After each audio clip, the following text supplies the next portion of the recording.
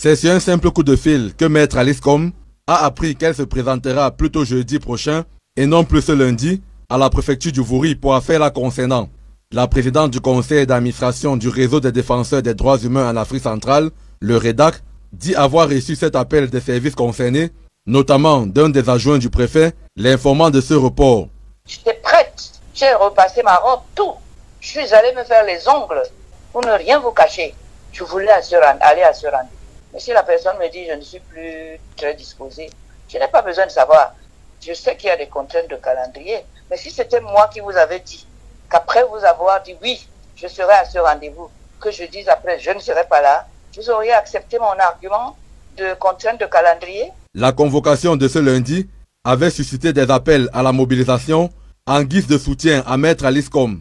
Eh bien, j'analyse ça avec beaucoup de bonheur. Je dis que les Camerounais commencent à comprendre la vie de leur pays est entre leurs mains et qu'il faut qu'ils se débarrassent de cette peur qu'on a inculquée à chacun d'entre nous pour terroriser les gens afin qu'ils bénéficient du silence de toute une population martyrisée. Et à propos, le préfet s'est illustré à travers 2 sorties ce week-end.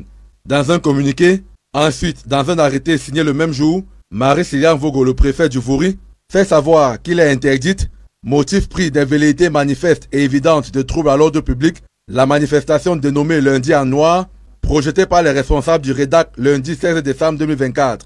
Cette violation constante de la loi, ces actes de torture répétés sur les citoyens, moi, Aliscom, que vous voyez, je n'ai rien à perdre. Je vais défendre ça jusqu'au bout. Il faut que notre pays recommence à marcher avec ses pieds, pas avec sa tête. Maintenant qu'Aliscom est convoqué à nouveau jeudi prochain, que va-t-il se passer? On attend.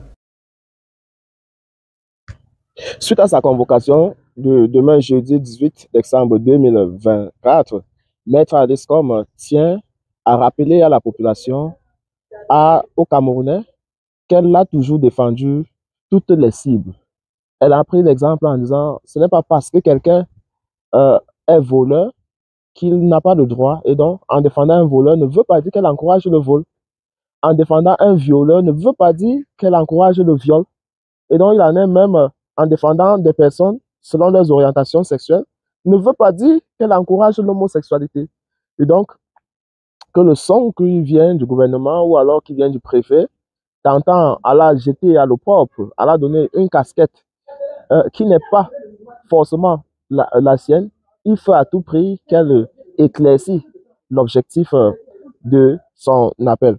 Maintenant, il faut dire, ce discours d'Aliscom est un témoignage puissant et poignant de son engagement pour la justice et les droits humains. Sa manière de se définir non seulement comme avocate, mais aussi comme mère, amie et défenseuse des opprimés, illustre une profonde humanité et une conviction inébranlable dans la dignité universelle. En soulignant que le combat pour les droits de l'homme transcende les divisions, elle montre que la justice ne doit pas être fragmentée ni conditionnelle. Ce texte, entré dans l'amour et la compassion, est aussi un appel à résister face à l'injustice, à soutenir les défenseurs de droits humains et à ne pas céder face aux intimidations.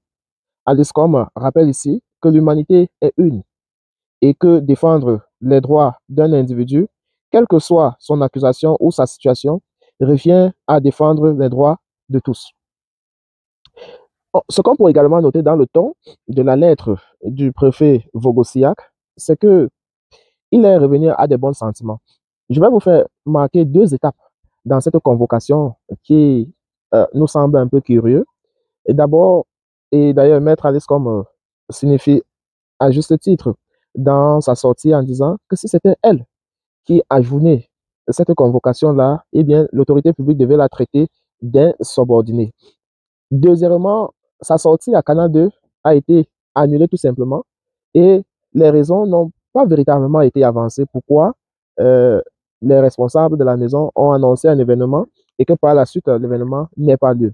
Donc, vous conviendrez avec nous que l'administration est en train de tout faire pour défendre son image. Sauf que, habituées de froisser la loi, elles ont affaire cette fois-ci à une personne de droit quelqu'un qui maîtrise et respecte la loi. Dans la lettre du préfet, par exemple, il cite qu'elle a brisé la scellée placée par le sous-préfet et que c'est une infraction, qu'elle n'a pas déféré à sa première convocation. Et voilà, on commence déjà à chercher des motifs pour l'accabler.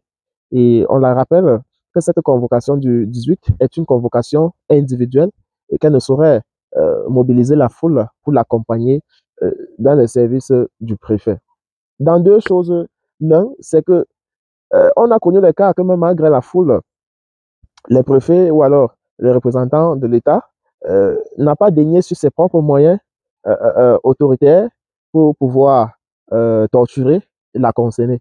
Mais, et c'est d'ailleurs ce que nous doutons depuis le début de cette affaire, de savoir si réellement le préfet de Vouri peut avoir le kilo de torturer Maître Alescom ou alors de la faire vivre des sales temps lorsqu'il ne mesure pas assez des conséquences qui peuvent survenir. Mais par ailleurs également, si l'autorité administrative ne prévaut pas, ça finira un peu comme l'affaire Minsef Fecafoot, où on a réussi quand même dans ce pays à nous montrer que un individu peut bafouer l'ordre établi et cela en toute impunité. Samuel Eto'o aujourd'hui nous a montré que on pouvait avoir les hautes instructions venant de la présidence directement à un individu, futur président de fédération, sans passer forcément par un ministère. Cela est connu et acté maintenant sur la scène, sur l'opinion nationale et internationale.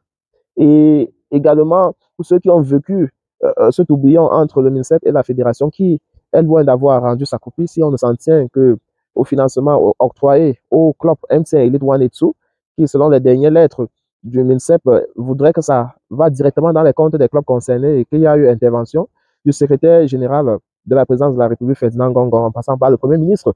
Et donc, voilà quelques faits qui montrent que on a déjà eu des individus qui ont remis les décisions administratives en question, et cela en toute impunité. Donc, que le préfet Vogo ne sort pas carrément ses veines, ses yeux rouges, comme pour faire croire à Maître Alescom qu'elle a franchi le Rubicon, c'est question d'habitude, et on a l'habitude de dire, lorsque l'intimidation ou encore la violation flagrante des textes qui régissent la société devient une habitude pour l'État, et bien la résistance devient donc un devoir.